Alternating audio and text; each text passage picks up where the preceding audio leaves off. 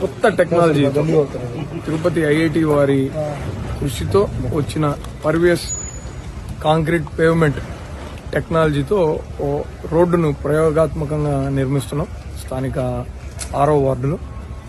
ఈ టెక్నాలజీ వలన వేసినటువంటి కాంక్రీట్ రోడ్డులో వర్షం పడితే పడిన వర్షపు నీరులా కూడా భూమిలోకి ఇంకిపోయేటట్టుగా ఈ టెక్నాలజీ ఉపయోగపడుతుంది. తద్వారా పరిసర ప్రాంతాల్లో భూగర్భ జలాలను బాగా పెంచినటువంటి వాళ్ళం అవుతాం. ఇప్పుడు 2 నుంచి 3 రోడ్లలో ఈ టెక్నాలజీని వాడుతున్నాం. వీటి రిజల్ట్స్ చాలా చక్కగా ఉన్నట్లయితే తిరుపతి నగర వ్యాప్తంగా భవిష్యత్తులో ఇదే టెక్నాలజీని వినియోగించి రోడ్లు వేయదలుస్తోంది నగరపాలక సంస్థ.